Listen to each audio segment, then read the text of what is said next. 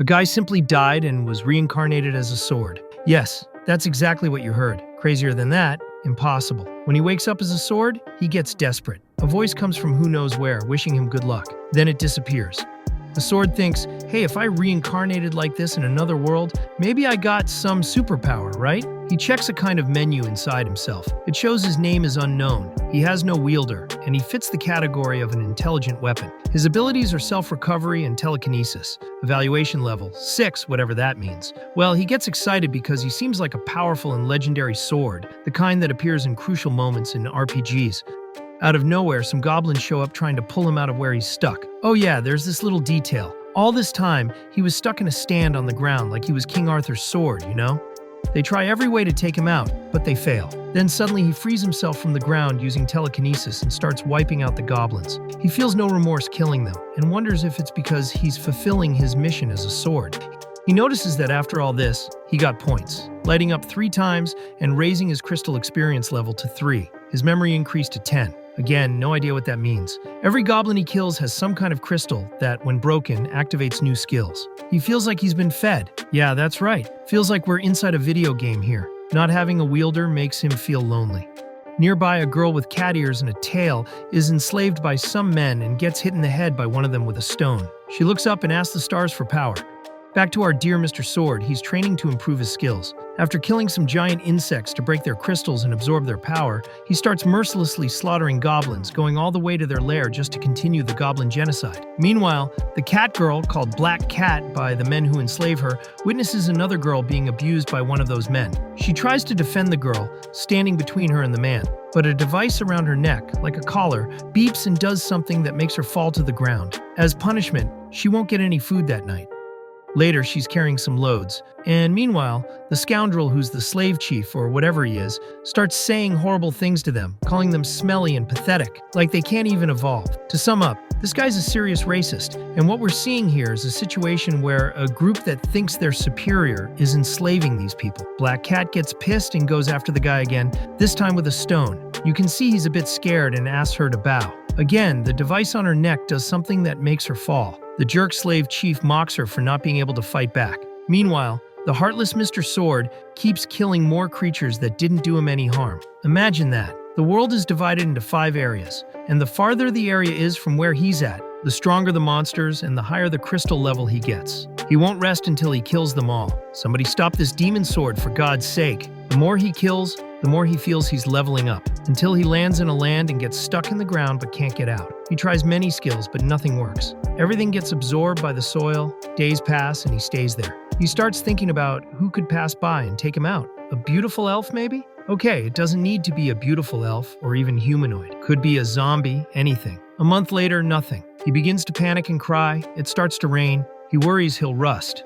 Back to Black Cat, who is being taken with other slaves. Suddenly, out of the forest, a beast appears and starts killing everyone there, both slavers and slaves. Black Cat distances herself and sees Mr. Sword right there. He's happy to see someone who could be his new wielder. She manages to pull him out of the ground just before being caught by the creature, which looks like a 2-headed bear. The sword helps her get stronger, guiding her moves to fight the monster. With a few hits, she kills the beast. Then, the top slave master shows up. He sees only the girl survive. He also notices she has a sword bigger than her. He asks where she got it and if she killed the beast. Then he demands she hand over the sword. She refuses, and he activates the collar, making her fall unable to fight back. He explains that as long as she belongs to him, she can't take off the collar. Before he finishes, the sword uses telekinesis to spin his head and kill him. Then it breaks the collar. She thanks him. He invites her to be his new wielder. She likes the idea because she wants to get stronger and fulfill her parents' wishes that they couldn't achieve. She says her race never evolved, whatever that means. From then on, Mr. Sword is ready to make her very strong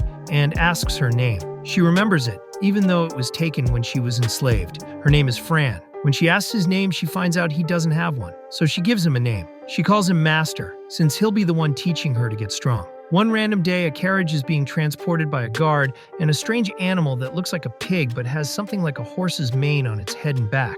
Inside the carriage, there is a creature that looks like an anthropomorphic walrus. They get ambushed by goblins. They get scared. But luckily, just as they start attacking, Fran appears and cuts them all in half with her sword, saving the travelers. The goblins get scared and run away. Master the Sword tells Fran that no one can find out he talks. He's using telepathy to speak to her, and only she can hear him as his wielder. The guard named Randell thanks her and offers a ride. Master realizes the guy did it less out of kindness and more because he secretly wants an escort to the city. Fran agrees and even says she can protect them until they reach the city. Randall gets embarrassed and admits what he was thinking. His lord, inside the carriage, gets suspicious but lets the girl go with them. On the way, Randall says that last month there was an increase in beast activity on the Maru Plains. Maybe bigger monster territory disputes pushed weaker monsters like goblins closer to the city. Master, wrapped in a kind of cloth next to Fran, listens and thinks it must have been him causing this mess. That's why they call it the Maru Plains. Randall talks about a legend that an S-rank monster called Fenrir died there. They say only weaker monsters live near its center. So if you're on the edge, you'll find the strongest monsters. Fran asks if he knows anything about a sword in the plains, meaning Master. Master gets excited, hoping to learn something about his origins, but Randall says he knows nothing, to Master's bad luck. Randall explains these goblins are only threat level G, but Fran handled many of them. He guesses she must be an E-rank adventurer. He explains threat levels categorize monsters by how dangerous they are. People who take missions to defeat these monsters for rewards are, Fran finishes for him, adventurers. Adventurers also have ranks. S rank is the highest and G rank is for beginners. Fran wants to become an adventurer and asks what she needs to do. Randall says she just needs to register at the Adventurers Guild. She goes there and talks to a receptionist who has intrusive negative thoughts about customers. She's surprised Fran is still a kid and says it's almost impossible she'll make it, but explains to become an adventurer, she must pass a test from an examiner.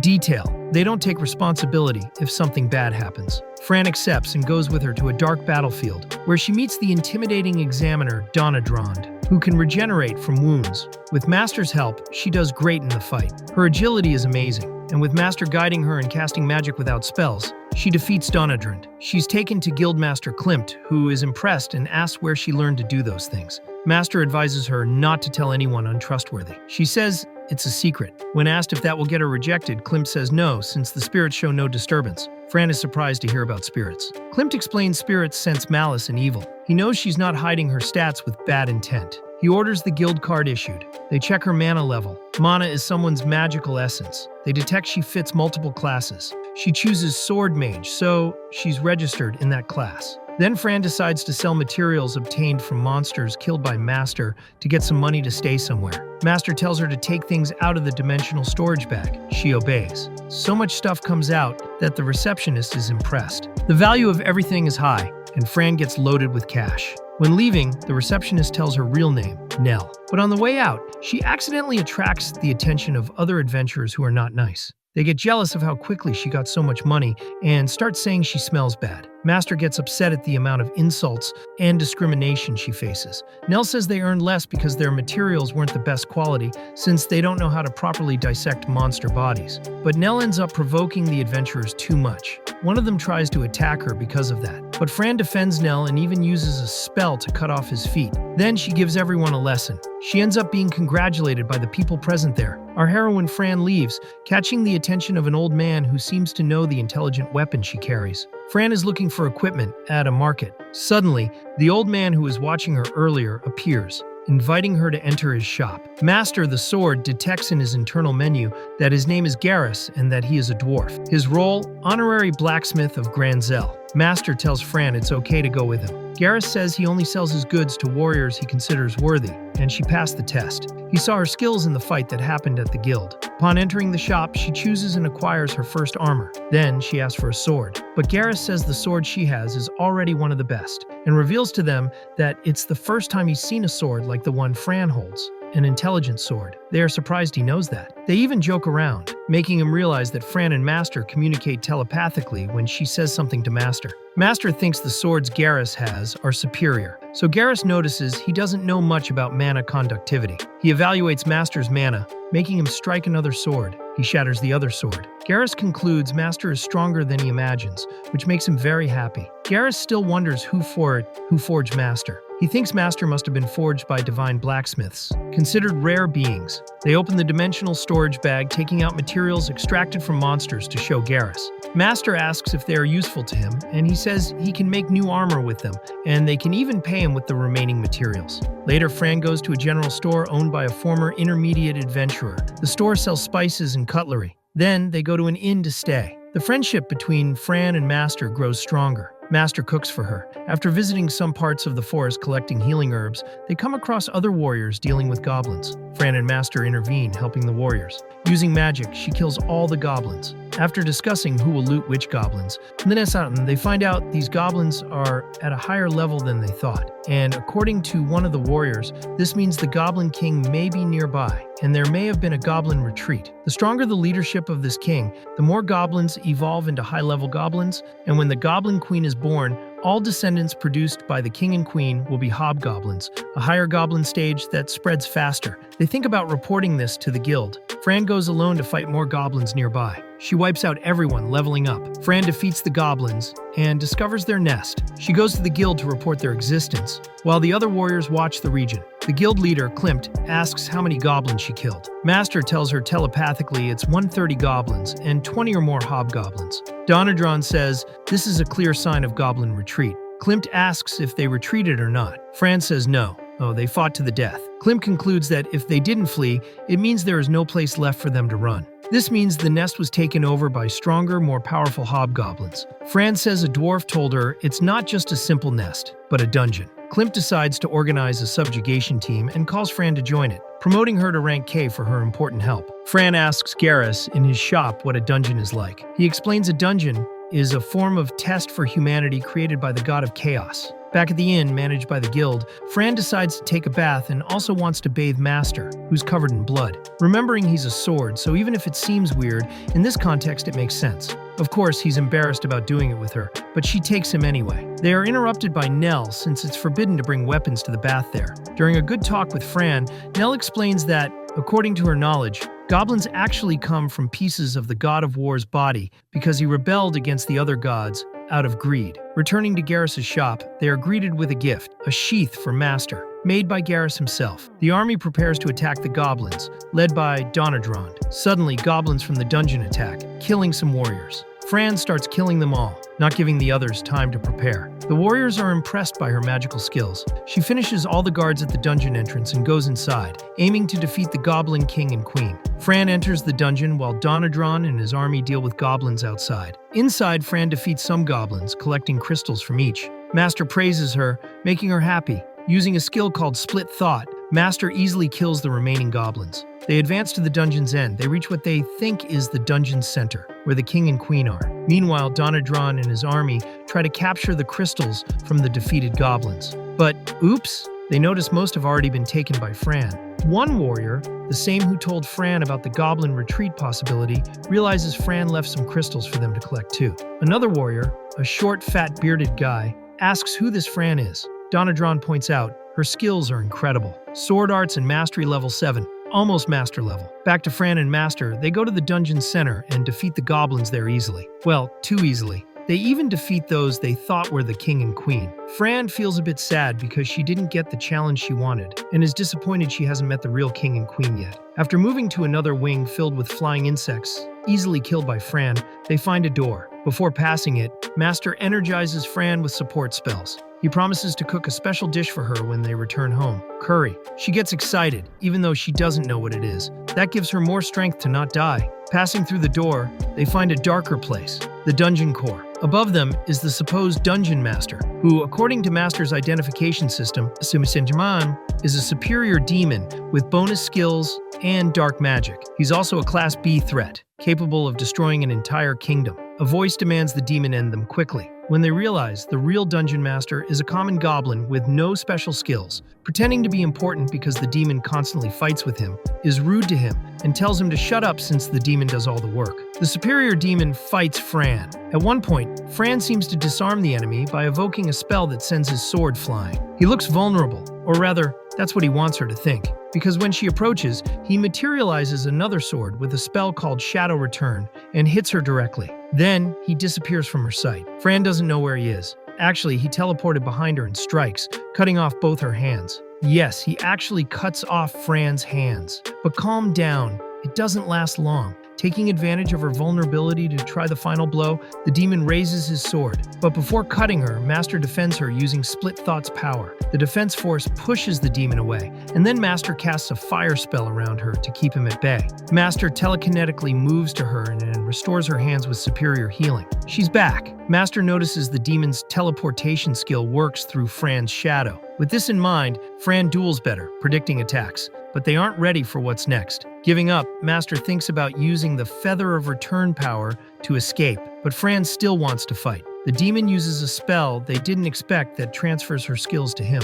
Now things are bad. When it seems all is lost, the unexpected happens. Fran still fights very well against the demon. He's confused. She even slashes his face. They conclude that although the demon absorbed her skills, it didn't take them away from her. Since her skills come from Master the sword, she remains able to fight. To help the demon, the Dungeon Master summons goblins to assist him. To his surprise, the demon kills them all using dark magic. He wants the chance to kill Fran alone and threatens the Dungeon Master not to interfere again. The demon launches a heavy dark spell, leaving Fran with few options. Master asks Fran to give up with the Feather of Return. She considers obeying, but thinks of Alessa City and all the people who could die by the superior demon's hands. She keeps fighting, or rather, dodging the superior demon's magic attacks more than anything. Meanwhile, Master tries to figure out the powerful monster's weak spot. He realizes the demon seems to ignore the Dungeon Master. Though not rude to him and much more powerful, he seems careful not to hit him with his spells. Master asks Fran to channel fire magic on the Dungeon Master, and lo and behold, the demon protects him.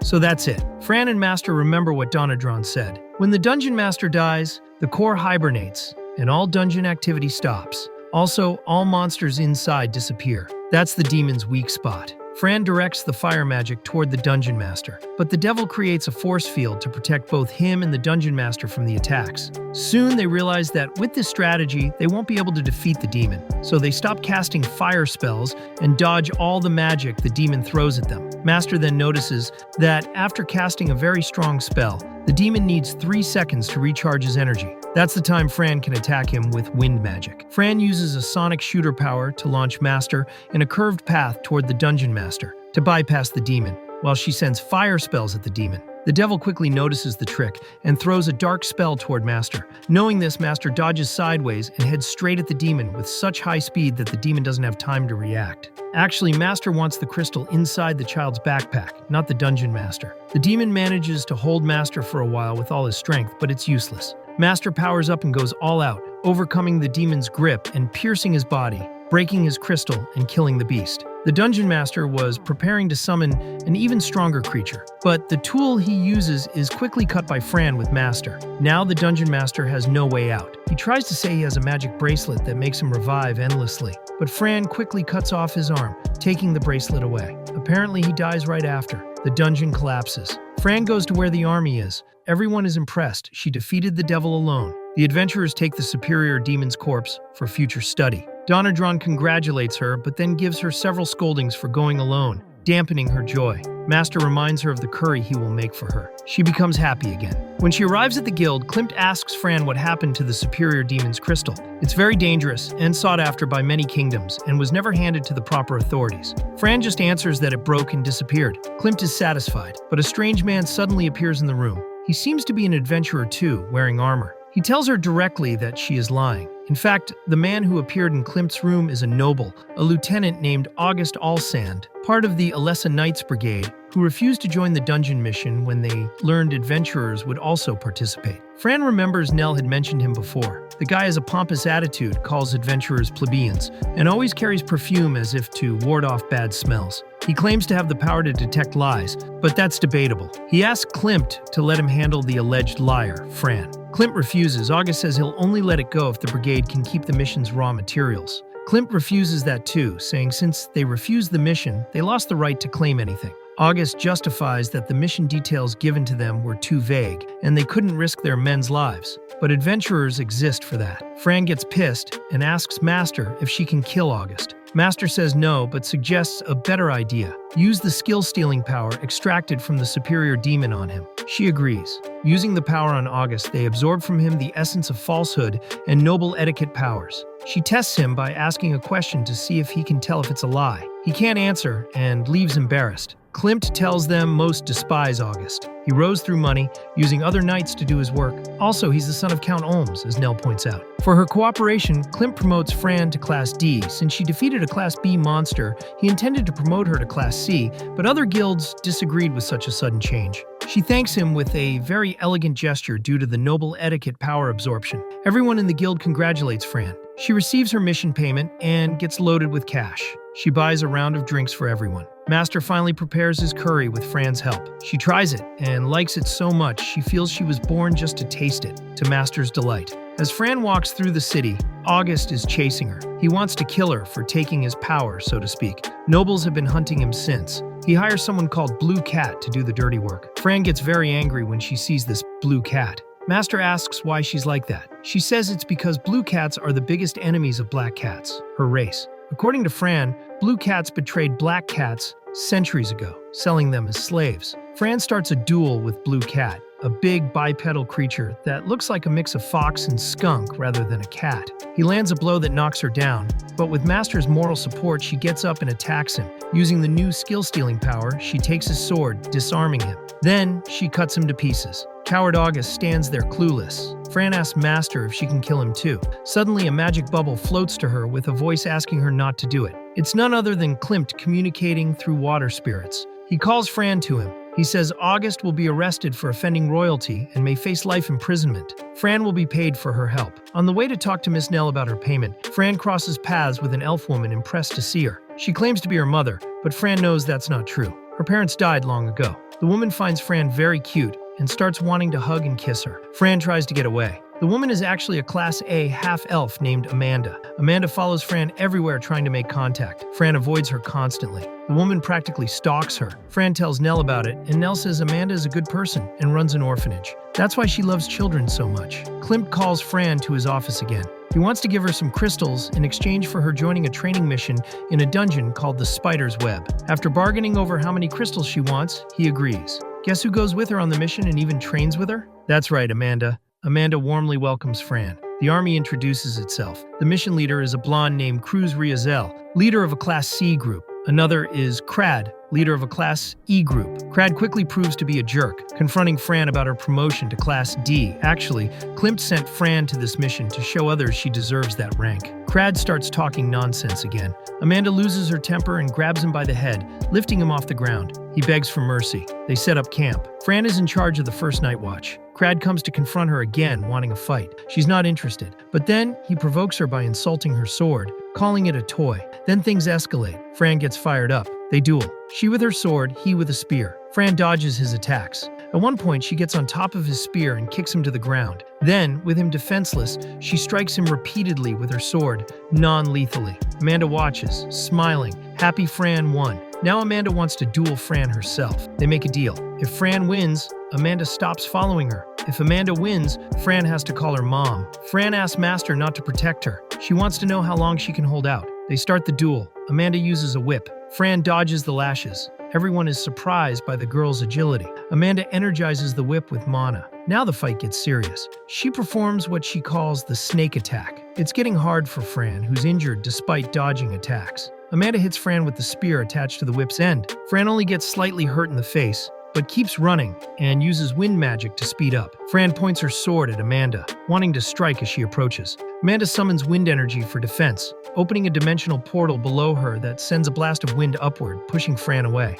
Still, Fran spins around her and turns to her, casting fire magic that seems to hit Amanda directly. An explosion occurs, setting several parts of the forest on fire. Everyone is surprised. It looks like it went beyond limits, but Amanda emerges unscathed, protected by what she calls the immortal favor of spirits. Fran is badly hurt and falls. Amanda runs to her worried, apologizes for the excess, and uses healing magic. Meanwhile, the other warriors extinguish the fires with water magic. Fran falls asleep under Amanda's care. She dreams of her mother, but wakes to see Amanda in front of her. Amanda calms down, seeing she's okay. Remembering the deal, Fran feels anxious. She tries to call her mother, but can't. Amanda just hugs her gently, signaling she doesn't have to call her that if she doesn't want. They arrive at the Spider's Web dungeon. Amanda recalls everything she heard about the place as a novice. All adventurers wanted to go there. That's why it was always crowded. Many adventurers died there, leaving orphaned children. That's why Amanda thought of creating the orphanage. Spider monsters start appearing, but the adventurers deal with them easily. Meanwhile, Amanda and Fran walk side by side, letting others handle the fight. Fran takes the chance to ask Amanda the difference between arts, skills, and magic. According to Amanda, arts are attacks strengthened by mana, guided through the body by spirit manipulation. Some say the god of combat created them. Arts come from within us, like a divine revelation. When someone trains with characteristic movements of a particular art, they feel their MP flowing through their body. Skills are gifts the world grants us when our souls reach the necessary preparation. Magic, on the other hand, is used by manipulating mana to use it outside the body. There are 4 basic elements: earth, wind, fire, and water. Their advanced forms are soil, sea, inferno, and storm. When learning magic, one must check their affinity with the element. For example, when learning water magic, one should bathe often in water and fill their mind with images of water until they dream about it. There are also combined magics for cases where a person has magic of 2 different elements. They can combine them, resulting in a 3rd type of magic. For example, if someone has wind and fire magic and improves them, they can develop thunder magic. But it's very rare for someone to master a single element, let alone 2. There are still 2 elements beyond the 4 basics, light and shadow, but they are rarer than combined magics. Each has derived magics. For light, purification and illusion. For shadow, poison and necromancy. Besides those, there's healing magic, summoning, etc. Fran almost gets a headache from so much information. Fran asks if evil people use shadow magic. She says not necessarily. It's just another type of magic. The army continues moving deeper into the dungeon. They start to notice that after defeating the common spider monsters, called trap spiders, more lethal venomous spider monsters, called cunning spiders, begin to appear. They wonder how this is possible, since the guild should only summon trap spiders for them, and the dungeon was already cleared. One of the men warns to be careful because he hadn't deactivated all the traps in the dungeon. Suddenly, Fran and 2 soldiers fall into a teleport trap. For the first time, Master falls alone to the ground, seeing himself without his wielder. Where could Fran and the others have ended up? According to the guild's map, they should have been transported to a nearby room. Amanda and the others rush there. Upon arrival, there's no sign of Fran or the others. Now what? The teleport destination shouldn't have been altered unless there is a master in that dungeon. But Amanda suggests another possibility. There is a superior spider capable of creating traps. Meanwhile, Fran and the 2 other adventurers wake up in a very dark place. From the shadows emerges a giant spider woman, probably the one Amanda mentioned to the other warriors, the trickster spider. Amanda and the other warriors split into groups to try to find Fran. She takes Fran's sword, that is, Master, with her. Master notices he cannot access any skills for some reason. Amanda uses an airflow spell to try to catch any sound that could be Fran's or give a clue to her location, but she hears nothing. Meanwhile, Fran is trying to dodge the traps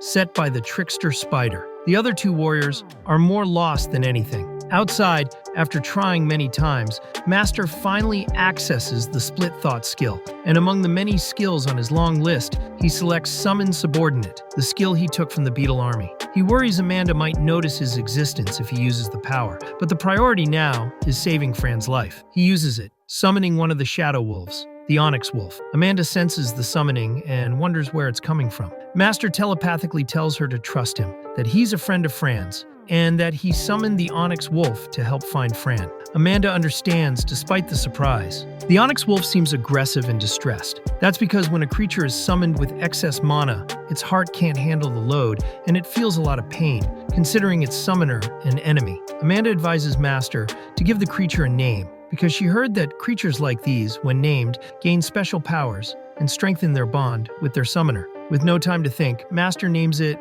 Pratinho, due to its black fur. Upon doing so, the wolf's mana evolves and it calms down. The wolf senses Fran's presence and takes Master to go after her. Amanda follows the little dog. Fran is weak, having been hit by the trickster spider's needle. Without Master, she is just an ordinary girl with no skills. The other 2 adventurers trapped with her are not doing much better. She still resists and tries to fight before the trickster spider can hit her. Fran tries to finish her with some power, even without Master. When she makes the motion, fire magic comes from somewhere and hits the trickster spider. It's Master who just arrived in time to save her. He uses healing magic on her, and she recovers. Fran gets emotional seeing him again and shares a tender moment with him. Then Amanda arrives and hugs her, in her usual invasive way, dying of worry but relieved she's okay. She notices something between Fran and the sword and asks what's going on. in a somewhat interrogative tone, but then realizes her intrusion and apologizes. Amanda stresses Fran doesn't have to explain anything she doesn't want to. Fran feels like telling her about Master because she thinks Amanda is trustworthy. She asks Master if she can tell, and he allows it.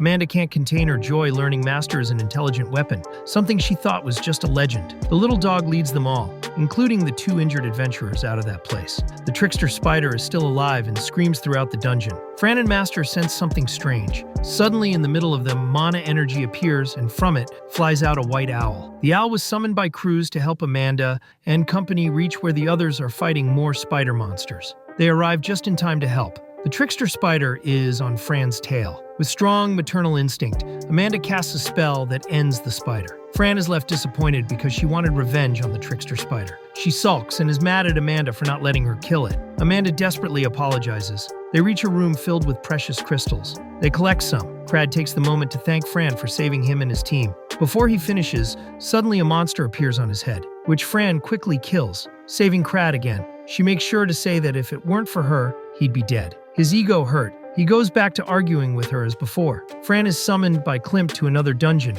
Olmut. She will have to leave Alessa City. She has changed her class to Battle Mage. Amanda visits the shop Fran visited once to buy cooking ingredients and utensils. She knows the owner. He mentions the last visitor he had a long time ago was the so-called Black Cat. Amanda immediately realizes it can only be Fran. He says the girl reminds him of 2 orphans who left the orphanage and then disappeared. Amanda gets sad and talks about her guilt for not preventing it. She tried to find those orphans, but never succeeded. All adventurers say goodbye to Fran, who leaves for another city, riding the onyx wolf Pratino and with her old sword Master by her side. They feel sad. Amanda is the one who feels Fran's departure the most, obviously. This is when we realize Fran was one of Amanda's orphanage children who got lost. That's why Amanda has such strong affection for Fran. Amanda always knew it was her from the beginning and so asked Fran to call her mother. Fran makes an exception and calls her mother in farewell. Klimt receives a visit from another elf in his office. He tells him that an adventurer confessed that the pompous August paid